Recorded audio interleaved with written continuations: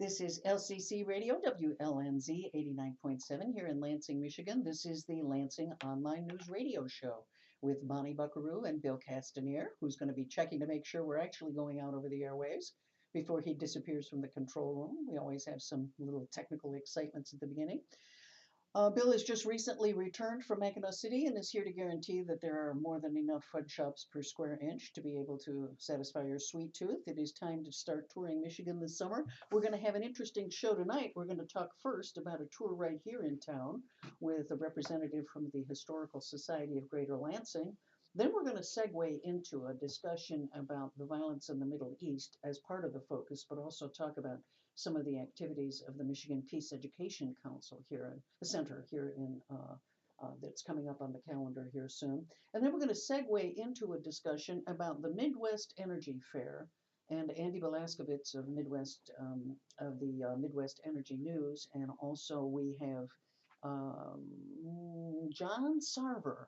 Do I have the name right? Great Lakes Energy Association, and they're going to be talking a bit about energy issues and the upcoming fair and what's happening there.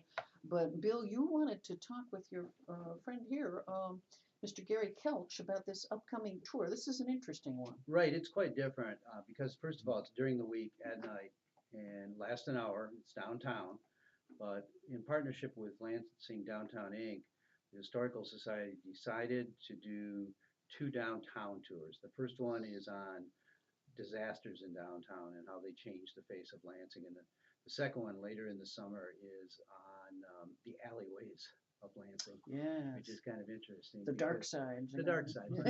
One of the things is probably, it's really quite obvious to people when they think about it, but the last thing to change typically in a city is an alley. They stay the same for 100 years or more. Oh, I'll bet. So that's going to be interesting. And then before we talk about this Thursday one, this Saturday, June 28th at 10 a.m., the Historical Society is doing a second Behind the Facades tour of, it would be South Washington and South Capitol. It includes buildings like Lieberman's, Hollister, Olds Tower, now the Bogie Tower, the Randy Building, Arbaugh Building, and some of the former Michigan Strand Theater. That's a really interesting tour for people who haven't taken it. It gives basically the history of it, the architecture, why it was built, who built it, and what went on there. But tonight, Gary's going to tell us about the Downtown Disasters Tour, which sounds ominous. And I know a few people that quote. Well, never mind. it sounds ominous. But what's some of the? It's hard to not high points, but some of the. What are the low points? The low points in downtown disasters, because there was some terrible things that happened in downtown. Well, thank you for inviting me. I don't know why I got picked to do the disasters tour, but I guess it fell to me. So it's going to be an interesting tour. We're going to start at the city hall and where we normally meet, and then we'll walk down to the site of of course, the famous Kearns Hotel fire that occurred in 1934, and we'll do. How many did that kill? 34. And, so easy to remember, 1934. It was 1934, and 34 people Wow. died. Yeah, and it was quite a spectacle. I'll bet. It ended up getting on the national news. You know, Lowell Thomas gave a broadcast on it, and the New York Times reported on it the next day. So, yeah, it was a big event in Lansing, and of course, it was our worst fire we've ever had. And at one time, it was the largest hotel fire in the world. Really? How many stories was it? Did people jump? Four stories. Four stories. Yes. People jumped and died. Yeah, I heard a person give a talk on that fire one time. They said that no one jumped in the water, but then I've had 3 or 4 accounts here, personal accounts of where that did occur. And of course, it involved every fire department within miles to come and work on that fire. And it took quite a while to put it out. And of course, it was being close to the Capitol. There were legislators involved in that also, and we'll go over some of the little stories and so on involving the fire. Then we'll move on down to the Grand River right below, and we will talk about the bridge disasters. This is one that is not a fire. And in 1875, we had some beautiful bridges we had just built, and we had a tremendous amount of flooding And we also had a great big buildup of ice on both the Red Cedar and the Grand River. And people heard that this was going to happen. And so we had a lot of spectators that were following bridge after bridge. The first Gawkers. one Wow. failed at Mineral Wells, and then they Ah, just went right on down the line. And we had built these iron bridges, and we thought, oh, we're in good shape. And people could not same believe. company that made the Titanic? Oh, yeah, well, yeah, the lowest bidder maybe, Yeah. huh? Oh, yeah. And so all 5 of the bridges were lost, and we had people uncovered in wagons and with the families following one round down the river on both sides, watching the bridges go, and it was quite a spectacle. Wow. And unbelievably, they rebuilt them all within a year, and that was amazing to me. How many different sites are you going to cover on the tour? How far are people going to walk?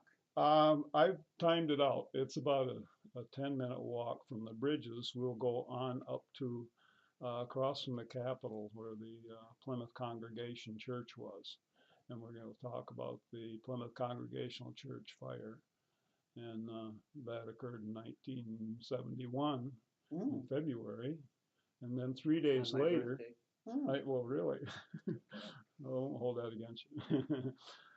And so then also in addition to that, we're going to mention about the big fire we had in North Lansing. That was quite a spectacle too, the warehouses burning and people could see the fire from Perry. And It was the same year. the same year, 2 days later, Wow. the same weekend. So it was not a good weekend in Lansing No.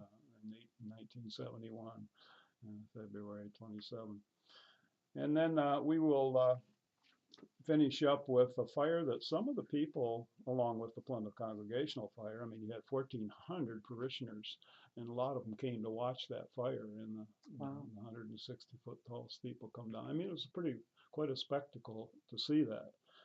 And then we will finish up with the Cass fire and the Louis old Cass. state office building that was, it's kind of diagonal from the Capitol. It was built outside the Capitol Square. Wow. And in 1951, and in April, we had the Cass fire. Oh. And it was started by a person that was didn't want to go to war. He didn't want to go to Really? Korea, so he thought if he had a criminal record, Yeah. he wouldn't get drafted. He probably didn't end up in Korea, did he? No, probably not. Probably No, not. he ended up in Jackson for Yeah. 3 years. Yeah. Real close to Korea. Yeah. Hmm. One thing interesting about that fire is the state archives was located there at the time. They Ooh. lost plenty of state Yeah. records, Ooh. and you can still find books around that were restored. And they say Wow. in them that they were part of the fire. It's kind of an interesting Yeah. artifact. I'm sure people collect those. Yeah, I'm a docent also along with being a docent at the Capitol, also at the State Historical Museum. I give tours and so on, but I've been in the archives too over there, and that's where all of the microfilm and all the records are. And people come in there just to look for state records, all Wow. state records, deeds, everything is over there. Well, when And do hopefully people it's fireproof now. when do people need to show up, and where do they go to find you so that they don't miss? Oh, this is going to be Thursday night, 7 o'clock at the City Hall. And it's supposed to be good weather. Just gather at the plaza, Right. Yeah, gather at the You'll plaza. see the crowd. There'll be signs. bring some bug Yeah. spray, a little Downtown. bottle of water, Downtown really doesn't. Maybe really not, but if you very get many. near the river, I don't know, Yeah. might be a couple of bugs. walking shoes. Walking yeah, shoes. Yeah. Okay. Hat if it's sunny. And, All right. and it's that would- we're planning on an hour, but if it goes an hour and a half or two, that's fine. Good. Well, that sounds okay. exciting. I really, I love these Good. tours. I think they're great, and Yeah. it's nice to have one that I think kind of. I mean, it's It's Yeah. different. tragedies. They're all I hate to interesting. say it. That's Yeah. what makes Well, the headlines. reality TV is made up of a lot of that. Well, yes, Yeah, that's yes. right. Yeah. Yeah. Well, thank you. So that'll be Okay. Thursday evening at the plaza at what time? 7 o'clock. 7 o'clock. And Right. ask for Gary Kelch. He'll be there from the Right. Historical Society of Yeah. Greater Lansing. Valerie Marvel will He'll be there giving the also. tour and Yep. telling all the Yeah, secret stories he knows about all these disasters and some of the hidden things going on. yeah, and I'm gonna run out of town after I get done. Thank you very much. Gary. Thank you, Gary. Thank you for having me. We'd now like to welcome Tom Rico. Tom Rico is the co-director of the Peace Education Center, and he is co-director with Terry Link. And Terry would be here tonight if it weren't his anniversary, but we figure that's a good reason to be able to miss the show this evening. But I'm happy to have Tom here. And before we get into my favorite sport, which is Dick Cheney bashing, and I'm hoping we'll do a significant amount of that, I'd like to start the conversation with something that I've been thinking about, and I can't remember. You'll probably know the source for this. But I remember reading in the past that one of the mistakes that people make is that they think of peace as the absence of war and violence, and that peace is not a negative. Peace is a positive. Peace is something that you actually have to work to achieve. It's not just not having violence in your community. And I think it may have been when I was doing some training in public housing, because they said just because there's a night where there's no gunfire, in when we were doing a lot of anti-violence work in public housing, that doesn't mean you have peace. Peace is something different. Peace is a proactive, positive approach. And I wondered if you could explain a little bit about the mission of the Peace Education Center and what sort of philosophy is behind their approach to peace. Well, I'm glad you asked. This is the 45th year of the Peace Education Center, so we're celebrating that anniversary. We'll be celebrating it this fall, but there's been a long need for peace in our community. We were born out of the Vietnam War, and this was it was 1969, and um, there was a lot of turmoil in this country, and it ends up even today that these conflicts are continual, Yeah. and the people needed to really speak up uh, about what our government was doing, what our military was doing, and really starting to look at our role globally in supporting peace and really making demands as citizens that we want to go in one direction. This country has had a very violent history militarily, and I think that was a period where people rose up and voiced their concerns and had a big role in ending the Vietnam War. Unfortunately, it's continued on with other conflicts. Uh, we have had the peace vigil at the Capitol at noon every Friday since the Friday after 9/11, and we're still out there. And now we have a new conflict, and it's all about really pushing policies from our government to support peace, support peaceful resolution, nonviolent resolution of conflict, and we'll continue to do so until we're not needed anymore. It's just that it just keeps happening over and over again, and here's another conflict coming up, and we hope to have a role in sending a message to Washington, sending a message to our congressional delegation, and really, in a way, being conscious of the community, being a voice for the community, and supporting peace and really opposing the military actions around the globe. But you mentioned the definition of peace. We have, we're really looking at these different aspects of domestic violence, violence against women. We end up addressing a lot of different issues. It's just not militaries dropping bombs somewhere, but really it's all about the community getting along, having social justice, and inequality, economic justice, and it's across the board. So violence can take a lot of different forms, and we've been a voice in that, in those various aspects over the years, and it's a constant struggle, but it's something that we need to do, and we need to, as an organization, really organize and speak out, because I think we're people who support peace are the majority of the citizens in the community, and that's where people like Representative Mike Rogers, our 8th congressional representative, who has really not been willing to meet with the peace community, needs to open up to these ideas and suggestions and really address some of these things. And being in Washington, he's been part of the problem over the years, and we've been knocking on his door to send him these messages, but he's been real reluctant to sit down with us over these years, and we now see that he's leaving Washington for a radio program. Yes, he is. This is LCC Radio, WLNZ 89.7 here in Lansing, Michigan. We're talking with Tom Rico of the Peace Education Center. And we're talking a bit about what has happened with the conflict in the Middle East here. We now see that the western side of Iraq, it seems to be splitting up into three different sections, is under the control of a group that is undeniably brutal in its tactics. War is never a pleasant thing, but it seems they're even willing to video themselves committing various war crimes and put them on YouTube, viewing it either as a scare tactic or, oddly enough, a recruiting tool in some cases. I think one of the things that worries me is when we see so many images of this kind of savagery, it seems to create a kind of war fervor if we're not careful. We have to do something about that. We have to go do something. There's this impulse that we have to be the ones to solve this rather than to have a discussion about how do we promote peace, which seems to me a smarter discussion to have. How could we keep this region more peaceful than it is? What kinds of things have to happen?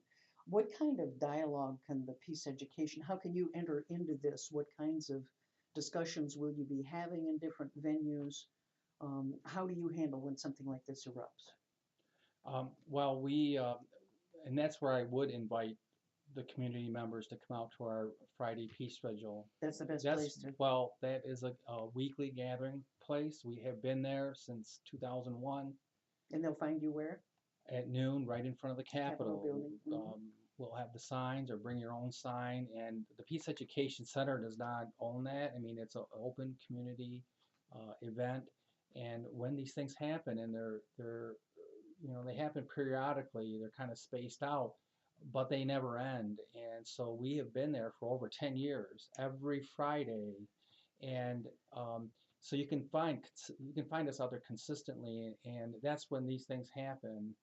The message may change specifically, for what we're addressing, but the general message remains the same about peaceful solutions to these problems. And we constantly find the U.S. getting stuck in these situations. Now, you mentioned Dick Cheney earlier. You know, he's in major newspapers saying that we should be sending our military into the middle of this conflict, and that's the kind of message that we're constantly struggling against because as a community, we don't have as much money as the U.S. Department of Defense or the NSA or the CIA that's promoting some of these things. We need to send a message that there are peaceful solutions to these things. Now, just consider this, for example, if the United States could lead a message that we really need to cut off the arms flow Right. to this region. I mean, this is a civil We're the war, biggest arms exporter and importer. and some of our allies are right there with us. And if we were to lead an effort to cut back arms flows into these violent regions, that could really help de-escalate and cut off the supplies of armaments. We also need peacekeepers in there from the United Nations. The international community has to come to some negotiated settlements of these conflicts. But the answer is not to escalate sending U.S. troops right into the middle of a civil war. The answer is not sending drones in there, which have been very inaccurate, and they end up sometimes bombing local weddings and things like that. Which It's Al Qaeda and ISIS's best recruiting tool. right, Because when innocent civilians are killed, then the whole community turns against the United States. That's the danger with the blowback of those kinds of strategies. right, and that's where here's Dick Cheney promoting all those Well, things. they and, have Dick Cheney now from 1995. He wrote a piece about how we should never invade Iraq. Then he went to work for Halliburton, which made $39 billion. Because, well, I mean, let's face it, if there's an RFP that comes out that says you have to feed tens of thousands of troops in Iraq, there aren't going to be very many companies that have the capacity to fulfill that. There's probably two or three, Bechtel, KBR, and maybe Halliburton. But Halliburton made $39 billion on that war, and Dick Cheney was part of that group. And needless to say, I mean, it's not just a simple matter of war profiteering. It's that if we're not careful, we've structured our whole economy to be dependent on war. We've institutionalized Right. it. This last 15, 20 years is probably the first time war has been institutionalized Right. in the private sector. Because before, The only ones that really fight a war over there are our soldiers. The rest are all private contractors from all over the world. somebody was reading the other day one from the about the way we went after war profiteers in World War I and World War II. We don't hear that anymore. They're our partners now. They're not it's not that we have to monitor and regulate the war profiteers. They become a profit center. And it's very difficult if it's built into your economic structure because it's very hard then to pull it out without causing chaos for the economy in the United States. Well, I'd be interested in seeing what would happen if munitions and armaments were made on a strictly nonprofit basis. You know, if we really needed these armaments, nobody should profit from it. Then what would happen? I'm really interested in having that experiment in this country. But again, we're too quick to use these, the drones and One of the things that was proposed probably in the 60s and then through the 70s was like the Department of Agriculture and the Yes. Department of War. We need a Department of Peace. Dennis Kucinich was Yep, on it. Dennis Kucinich. Yeah. Cleveland. Yeah, we've been big supporters of the Department of Peace, and that is It puts somebody at the table. yes, it does in the administration right up front, and it's intended to address those localized issues like domestic violence, all the things that are at the root of violence, including military violence. And again, the military gets it gets a lot of the news and a lot of the attention, but there are so many things in our community that bring about violence that from top to bottom, all these things that result in this have to be addressed in the Department of Peace. The proposal is specifically built to do that, to address all these different versions of violence in our community. But we got to start somewhere, and that's where you have a seat. It would be a cabinet level position. Right. And it used to be the Department of War, remember that, till they Right. changed it to Department of Defense.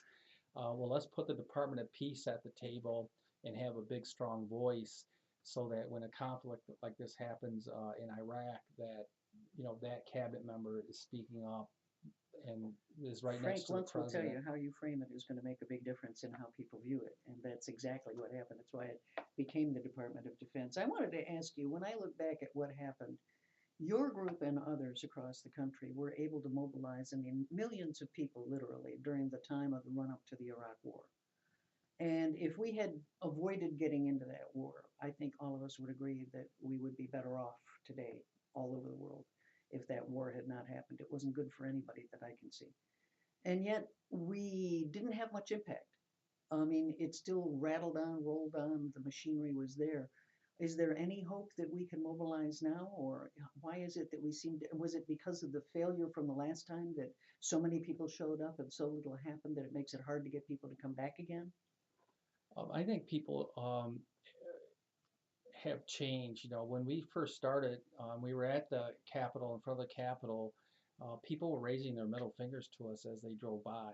And as time went on, up to this day, you don't see that. I mean, people's attitudes change. And this is the thing where the peace community does not take this approach of saying, I told you so, but, But you did. But we've been, I mean, people could have predicted this current situation, because we were warning about these factions in Iraq, in the Middle East, and it was just kind of getting ready to boil over the years, and those elements are there, and we were talking about that, and we have been talking about it, and then when it happens, a lot of people are surprised because they're too busy and they're not paying attention, but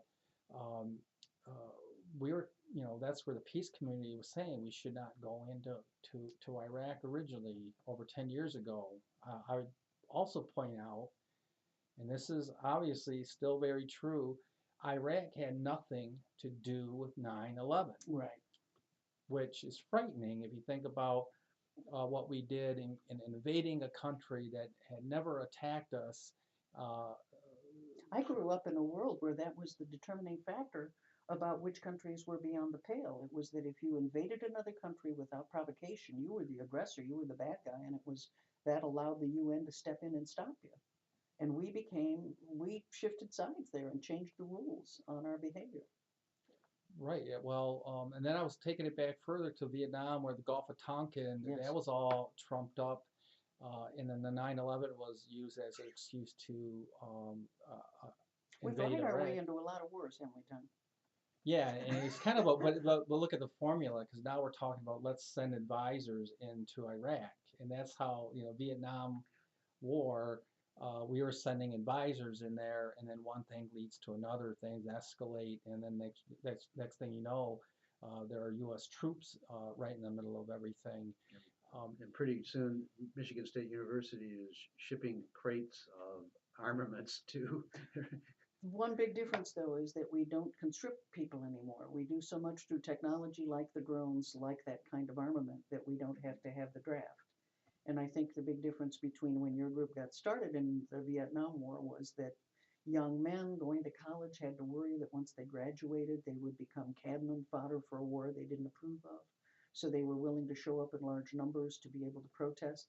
But now that there isn't that goad, that they don't, that so many of us can just go on about our daily lives. And I don't think of us as a country at war. That isn't the first thing on my mind in the morning, the way it was during Vietnam when friends of mine were being drafted. So I think that's the huge difference, isn't it, that makes it harder to mobilize that kind of public outcry to the same level? Yes, but I think it still rises to this level where it grabs our attention when we find out veterans are being treated so poorly. Ugh, Well, the veterans, and my heart goes out to many of them because they come back with afflictions, PTSD. A lot of them suffer from a high suicide rate, as we've been hearing in the press. Um, there are a lot of There's different 11 or issues. 13 a day, something in that range. Yeah, and they they need help. They go to the VA. They don't have the services that they need. So they served our country, and then they themselves are and they have a lot of needs. So uh, they even get neglected. And I Of think course, that part of it is we're producing too many of them. yeah, well, Yeah. and that's where um, we've been seeing a lot more of that over time. But when they were serving, that's the part where they were in the military voluntarily, and that was kind of hidden from the media. And now it's less so because the numbers are going up when it comes to suicides and other issues with the veterans. And that's the part where drones can't do every job in the military. Yeah. People still, if they're boots on the ground, their people will be right in the middle of those conflicts, and that's the part where do we want American soldiers, men and women, in the middle of a civil war in Iraq? Uh, we need solutions, an international based solution that'll negotiate peace in that area. It has to be a political solution. It has to be negotiated. We got to get the arms out of that region and really work cooperatively to make it happen. And that really involves United States taking a leadership position. They have to be willing to talk to Russia. They have to be willing to talk to Iran. You have to talk to everybody in the region to come to a peaceful solution to that situation.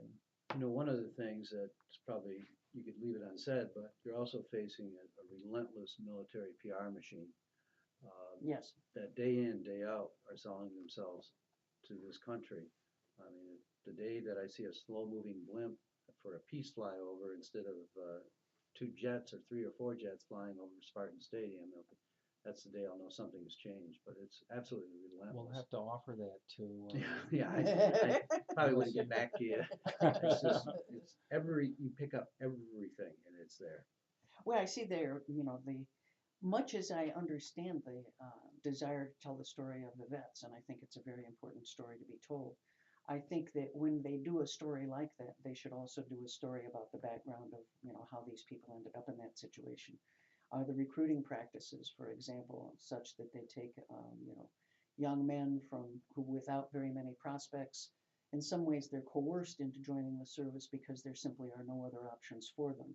Do we really have a level playing field for young men? I made the mistake one time. I was walking through the alley by the Recruiter in East Lansing, and I took a picture of their tricked out SUV in back, right? Yes. It's got all these gewgaws on it, just designed to make teenage boys lust after that automobile. I put it up on Facebook, and it was removed within 30 minutes because there's a heavy-duty PR machine that takes a look at the images, and they complained, and Facebook will pull it down. Don't even notify you. It's the first time and only time I've ever had an image taken down on Facebook. So there is this kind of sort of underlying, you can't say that if you somehow are criticizing the way in which the troops are being treated, or even the way in which they're being recruited, that somehow that's against the troops. And it isn't. It's trying to take a critical look at how it is that we manipulate young men into thinking war is the answer. Well, let me add to that story because you talk about the young men, talk about young women who are approached by military recruiters as well, because I call the Department of Defense a cesspool of sexual assault. Well, that's true. As women who go into the military, the one thing they don't tell you about, or they don't give you advance warning when they're recruiting you, is that you have a high propensity of suffering sexual assault as a woman in the military. Yes. And it's an awful situation, and we condemn them for it, because if the percentage of assault like that happened in my office, Everybody be fired. everybody would be in jail. Yeah. But the Department of Defense is really slow in acting to fix this problem. But that's the part that they don't tell young recruits. For men, it may be a different issue. For women, it's this specific situation with a high possibility of being assaulted in the military. But overall, just with the PTSD, the sexual assault, all these other issues that you run into, military service can be extremely dangerous occupation. And even if you're not in the war zone. well, yes, Yeah. and unfortunately, when they come back and the VA is not well funded, then they fall through the cracks there. So if it doesn't happen when you're in the military, it happens when you're outside of the military, and that's just a really poorly run system. Yet they want you to wave the flag constantly and not question what's going on. Yeah. There's plenty to question. We're not going to question the soldiers' patriotism. They're doing what they think is right, but it's the system, it's the government, it's the Department of Defense that has a lot of problems. It's about their policies when they send, when and where they send the troops, and then also how they handle their personnel when the personnel are assaulted themselves. You're listening to LCC Radio, WLNZ 89.7 here in Lansing, Michigan, and we're talking with Tom Rico of the Peace Education Center. Before I forget, Tom, there's another event this week, is that right, that's occurring through your auspices, and it's the Insurgent Theater? No, that was this last week. I missed it. And I'm I'm glad you mentioned it, because this is the third time they've been to town, and there was a great turnout. Oh, I missed it. Yeah, it was a great turnout, and it was a play that addressed the role of the police in the community. Ah, I should have been there. See, Yes. I've got to get on that mailing list earlier. I keep looking at those things, but I don't quite get to my calendar. It was what you call radical theater. Now, I would say, again, the Peace Vigil every Friday at noon to 1 in front of the Capitol. We will be at the Great Lakes Folk Festival. That's the second weekend in August. We'll be at the Jazz Fest the first weekend in August as well. And hopefully we'll be at the Blues Fest in the fall. So we do these events, and we usually have petitions there that people can sign. And we also have other peace paraphernalia. 80% of the peace bumper stickers that you see on cars in town come from the Peace Education Center. Is that right? Well, I just make that up, but he comes from a data-driven world. I thought they were already in my cafe press. Yeah, if you want to express yourself, stop by our booths at these events this summer, and we really like talking to people, and we send those petitions to the senators and U.S. representatives, and again, we've been around 45 years. That's amazing, isn't it? I mean, I'm dazzled by that, because I think of other communities that tried to do this, and theirs kind of fizzled out years ago, but I would say Lansing. Greater Lansing is one of the most active peace communities in the country. It I mean, we is. have the Greater Lansing Network Against War and Injustice, Yeah. Glenawi, the Michigan Peace Team, which is now called the Meta Peace Team, the Peace Education Center. There's a lot of campus groups, and it goes on and on and on. And I visited communities and different conferences around the country, and we have one of the most active social movement communities in the country. I would say that there's no question in my mind. Well, a So lot of it has been the hard work of people like you keeping that community group going because they've certainly been relentless. I know when I go down there, when I wander by there on Fridays sometimes and I see them when I'm on my way to someplace else, I remember, wow, that's been a long time. well, people like Dick Cheney keep us really busy. They do. They Yes. do. Just make sure that you're not around him when he's got that shotgun loaded. Well, maybe it's time to broaden out the discussion because we have two guests here who will be joining this discussion because really what we're talking about with unease and problems in the Middle East, a lot of that does boil down to energy and the United States needing its daily fix. Unfortunately, we are a fossil fuel society, and we are joined by Andy Balaskovitz of the Michigan Midwest Energy. Midwest News. Energy, I have to yeah. keep getting straight which is Midwest. MI could be Midwest, MI can be Michigan. That's right. Then we also have John Sarver from the Great Lakes Energy Association. And maybe at first what we could do is find out a little bit about the fair coming up because I'm not as familiar with the fair as I should be. Oh, sure. Yeah, this will be our 14th fair. Great Lakes Renewable Energy Association is a statewide nonprofit, and this will be the first time we've been in the Lansing area for a long time. So we're real excited about being in mid-Michigan. It is a statewide fair, but we expect to draw from kind of mid-Michigan a lot of the attendees. And it's going to be Friday and Saturday, the 27th and 28th. We'll have about 75 exhibitors. Solar and wind and geothermal, energy efficiency, electric vehicles.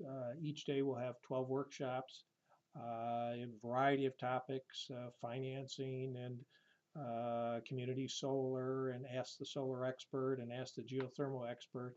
And so it's an excellent opportunity for people who want to learn more about renewable energy, alternative energy, energy efficiency. Talk to people in the business and nonprofits who are involved, and you know, Where like, is this? oh yes, it's going to be in the Ingham County Fairgrounds in Mason. Yes. Oh, interesting. Yeah. Now, so does that mean that if there's good weather, it'll be indoors and it'll still be held? Yes, because the exhibit hall is the arena there, Okay. and we do have 3 buildings that are going to be used for the workshops. There are some outdoor exhibits, but most of the 75 exhibitors will be inside in the exhibit hall. It's for homeowners, business owners, everybody? Anybody, yes, who's got a building, a facility, vehicles. So really, it's everybody, right? Will there be a Tesla there?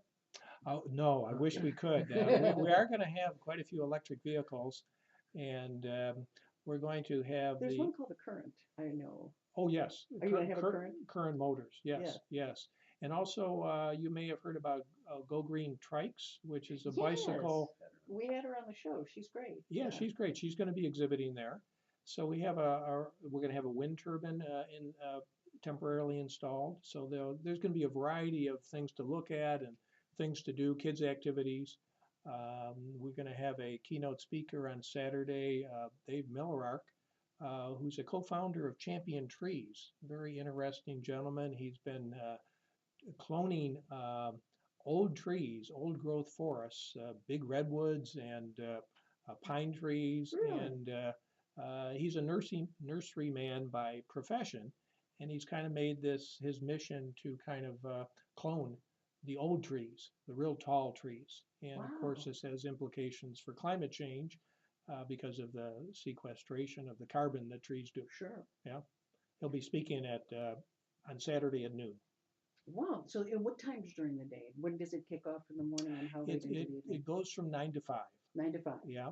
So Friday, Saturday, 9 to 5, out Yep. at the Ingham County Fairgrounds in Mason. You wander out there and you're going to find workshops. And there must be a place online where people can find the full Yes. roster. Yeah. Our website, which is the 3 W's, glrea.org, has all the information you would like to with respect to who's exhibiting, the various workshops, and the various activities there. And we'll have some music and some other fun activities too. But it's a great opportunity for people who have an interest in solar and wind and geothermal.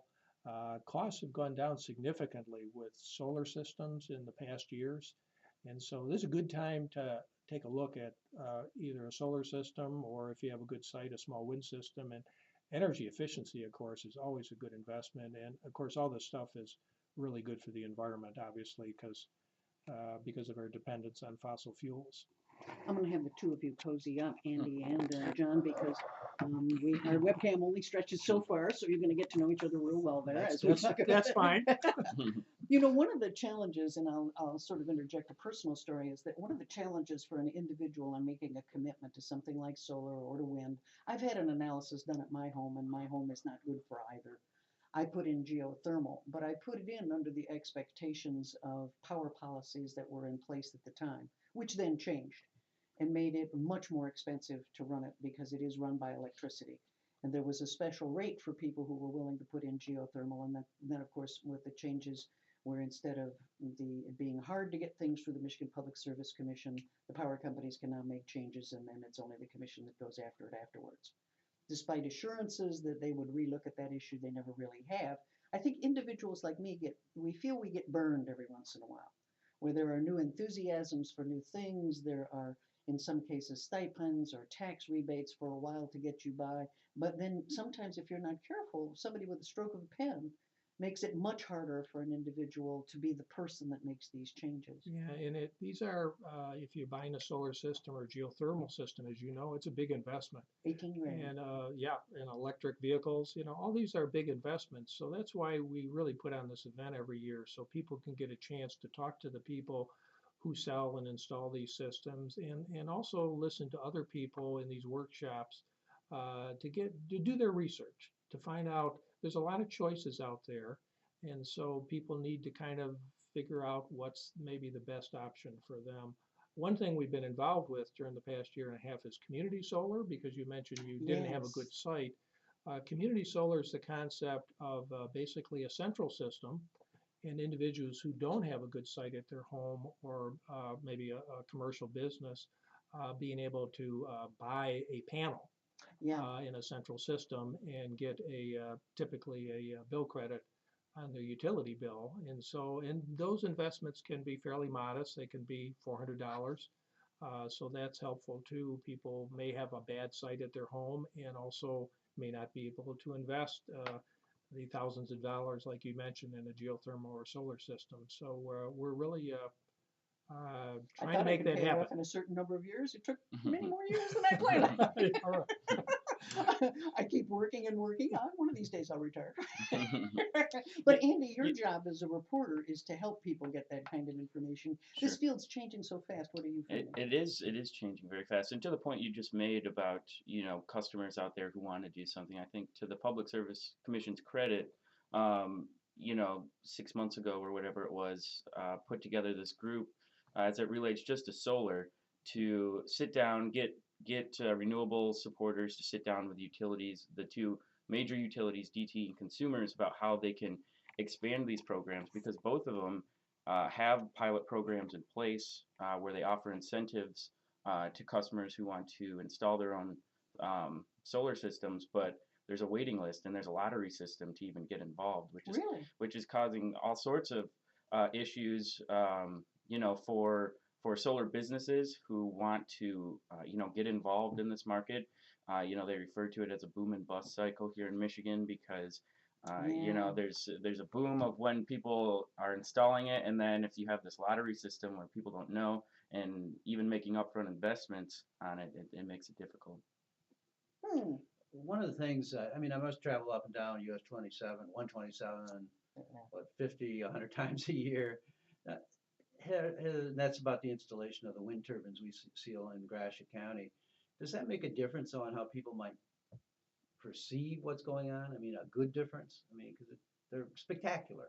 Normalizes it. Yeah, Yeah. to me, I always look forward to seeing them. Yeah. It's like the Mackinac Bridge to me. Mm-hmm. Yeah, well, there are some people who do not like the way they look, but I think the vast majority of people really have the same reaction you do. you have this real tall white rotating blades, and you look at it, it's producing clean power. Yeah. And renewable power and Michigan power, because there is such a dependence in a state like Michigan on out-of-state coal and oil and natural gas. And Michigan take good advantage of our wind resource. And what's interesting with the wind farms in Michigan is that during the past years, the original costs that were estimated have gone way down, have been cut in half. They first estimated that a large wind farm would cost 10 cents a kilowatt hour, and now the wind farms are coming in at 5 cents a kilowatt hour. The costs have come down in just 50% since 2008. And it's interesting. Even the utilities have become very big about wind farms. They were a little reluctant back in 2008 when the law was originally passed, but now solar, they're not so enthusiastic. Yeah, I was gonna say, do you see that happening for solar too? 10 years down the road, because the attitude been a real problem, hasn't it? Yeah, I mean, the attitude now is that it's just too expensive, and 30 compared years to ago, wind. I gave Barry Commoner a lift from the Detroit airport to here when he came to talk. And he was talking about how within 10 years, solar was going to be on par with coal-fired electrical production. And it's been a long 10 years that we've all been waiting. Well, part of the issue with the utilities is they're in the business of producing power and selling power and earning a return on their investments. And so they like wind farms because they basically can own the wind farms, at least half of them, and make a return on that investment and manage and control it. A lot of solar is distributed, is on your roofs or church roofs. Yes. And, they don't see that as advantageous. They want to be the ones who have the control over the means of production. And own it. Yep. And that's why they're now taking individuals, they're passing laws in other states where you can't go off the grid. We're seeing that. You put in a solar system on your home in Arizona now, and that's now against the law down there because you have to be on the grid. So you'd still have to pay a monthly utility bill regardless, even if you decide to have your own solar. That's a kind of frightening prospect. Andy, I'd like to ask you, Andy's one of my former students, so I'm grilling here. By the way, this is LCC Radio, WLNZ, 89.7 here in Lansing. Andy, one of the things that I think about when I look at this whole issue of trying to make people make this conversion is, can we do it quickly enough? When you see some of the doomsday reports coming out that suggest that things are melting more quickly at the poles, that we're seeing points of no return come and go, and we may have already crossed a few concerning climate change. What are we at in Michigan in a percentage of energy that is done through renewable resources, and what percentage do we have to be at, and can we get there fast enough? Right. Well, I think as far as I know, the state's on track to hit its renewable portfolio standard, which is up next year, 2015, and that's 10%. And I believe a majority of it is from wind. Is that correct, John? Polar bears still drown at 10%. That's right. And there's definitely an argument out there that following the latest rules from the EPA that the president announced, is that there's an argument out there that it's not enough. That 30% by 2030 is not going to make a noticeable impact. So. We're still told now, though, however, that we don't have to worry because natural gas is the new green renewable energy, which of course it isn't. But what we're now seeing is the results of fracking and all of the issues related to the instability of the area. We've seen this sort of flurry of earthquakes taking place outside of Tulsa, Oklahoma, which had been relatively earthquake-free for most of its existence. But when the fracking wells came in, all of a sudden the number of earthquakes go up. They use proprietary chemicals that they inject down into the bedrock that we're not sure exactly what those chemicals are, but we're pretty sure that they may have carcinogenic material in them, but because it's a private corporation, they don't have to tell you. They don't even tell the government what's in some of these fluids. Natural gas doesn't look to me to be the boon. We keep hearing a lot about that. Will you be discussing natural gas at the fair? Is it considered a greener energy? Well, actually, it's funny that you mentioned because that brings back Halliburton. When I first started reading about fracking, I was surprised to find out that the chemicals used in fracking don't have to be disclosed. Yeah. And there was a Halliburton apparently is in the business, and there was a law passed to prevent us from knowing what kind of chemicals There are were used those in fracking. And I thought, gee, that name keeps popping up all the time, there you were know. those meetings at the White House. Remember the ones where none of the Yeah, reporters could get the list of people who were at the secret meetings yeah. about our energy policy? Well, you know, and I think what happens is that the oil and natural gas industry, you talk about the Yeah, PR campaign of the some, Koch brothers and everybody yeah, else. oh yeah, I mean, the fossil fuel industry has a tremendous PR campaign or uh, Disinformation campaign, I call it. institution or whatever you want to call it. And they always do want to kind of, I think, distract us from the direction we need to be heading Right, for a number of reasons. right. And so they kind of say, yeah, natural gas is the new solution sort of thing. And part We of the, can get off that foreign oil so that we don't have to worry about any more wars in Iraq. That's the new line, isn't it? yeah, and the reality is that, you know, if you just think about it, right? I mean, gasoline prices, coal prices, even natural gas prices are very volatile. Yes. And, you know, they talk about how cheap natural gas is now, but how long will it stay cheap?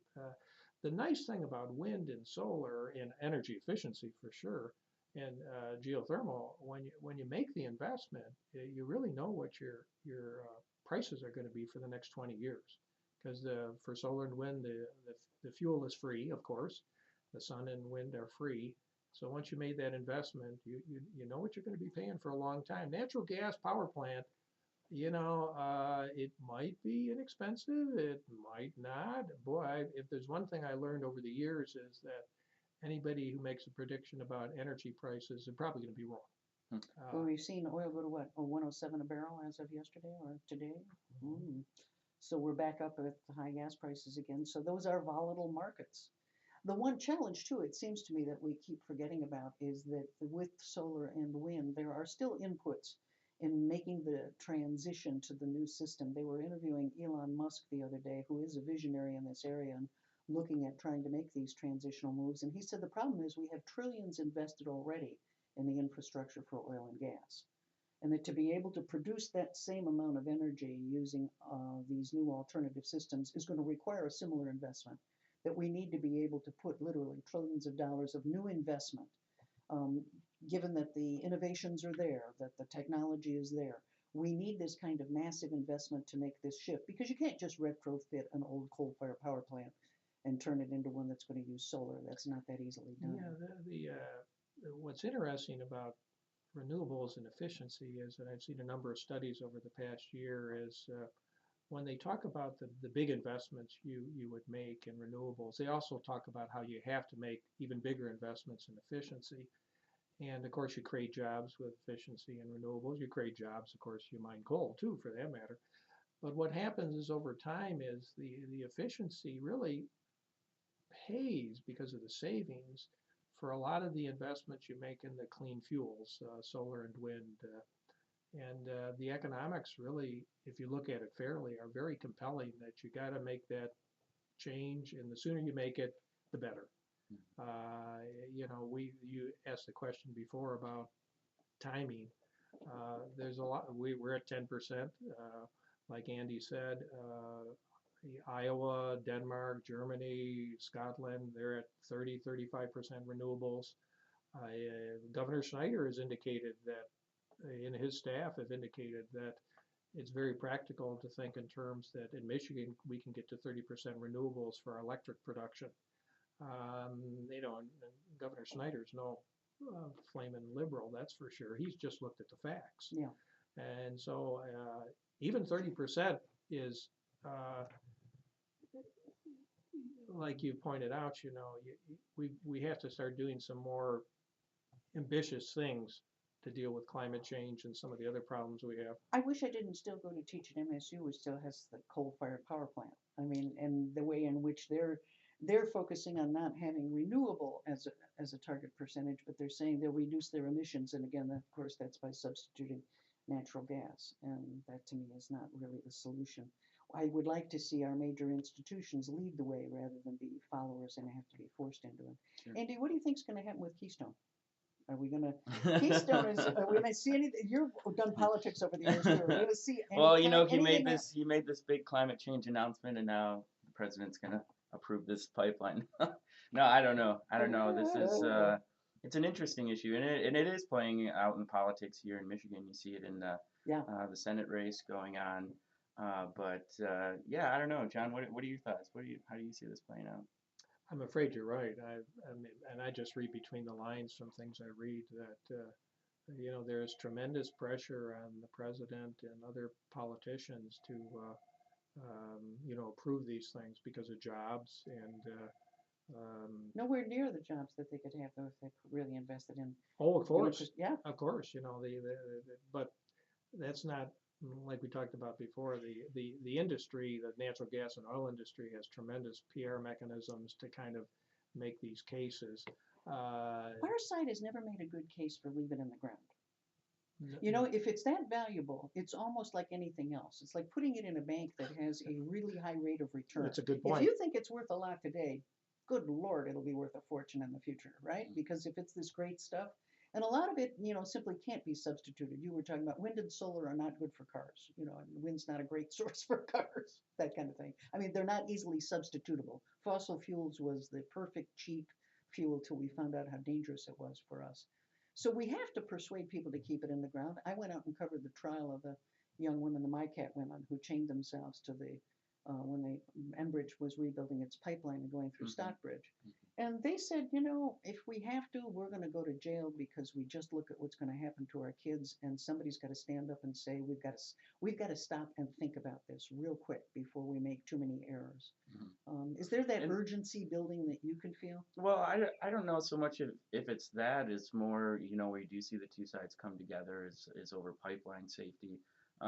Yeah, both political parties come together on that. But you know, I do I don't know, wonder I think about. that's sort of like stories about the tooth fairy based on, I mean, Right, sure. you run tar sands through a pipe and it's like running abrasives that we don't even know what they're running through. They're not running light sweet crude through those things. They're Right. running abrasive tar sands, and that's why all the old pipelines are bursting all over. We've got the problem with transporting oil. If we don't put it in a pipeline, we put it in a truck. We put it in a rail car. Those are no better. We have to have some sort of discussion about keep it in the ground. Sure. Uh, Yeah. but I And- don't hear that happening, I guess. Right, right. Well, and you know, I think a lot of people woke up to this issue, at least in Michigan, when a lot of people found out that there was an oil pipeline going In the Kalamazoo River. going under the Mackinac Mackinac Bridge. Bridge. Oh, yeah. That's what, 50, Yeah. 50, 60 years old or so. So I think Same it's company too, isn't it? yeah. Yeah. What kind of images do you have to create that people will buy into this? And by that, I mean, you talked about the wind farms. How many wind farms do we need? How Good many question. turbines Good is question. it going to take? And how much square feet of solar are we going to need to get to 35%? Well, you know, the Governor Schneider started a process to kind of fact-finding process, and it was interesting because they concluded, and I think some of them in the administration were maybe a little skeptical. The technical potential is tremendous, and some of the technical potential, and this comes from groups like the National Renewable Energy Lab, they discounted by like 90%, so they could be more conservative. So they were even if you look at 1 or 5% of the technical potential, you have plenty of solar and wind and biomass and geothermal. We do have, like has been mentioned, a lot of investment in the way things are done now, and there's a lot of vested interest in how things are done now. Yes. And so, yeah, it's going to happen. I mean, there is going to be a point at which most of our electricity is going to come from renewable resources and most of our fuel. The real question is, are we going to do it sooner rather than later, and are we going to do it soon enough? Soon enough is the issue. Yeah. And you know, there's this characterization out there of the big utilities being slow to move on these types of issues. And Oh, it's always this topic near and dear to my heart. I'm cheap, and I spent even my own money to go down and talk to and take the training from Vice President Al Gore down in Nashville, Tennessee, with the climate project people. He chose 1,000 people, so I've been on this issue for a long time. I want to thank our guest tonight, Tom Rico from the Michigan Peace Education Center, Andy Balaskovitz from Midwest Energy News. We also have John Sarver from the Great Lakes Renewable Energy Association. We had Gary Kelch of the Historical Society of Greater Lansing. We'll be back next Monday night, and we'll see everybody at 7 p.m. for Lansing Online News Radio with Bonnie and Bill. Tune in next Monday. This is LCC Radio, WLNZ 89.7 here in Lansing, Michigan. Thank you for tuning in.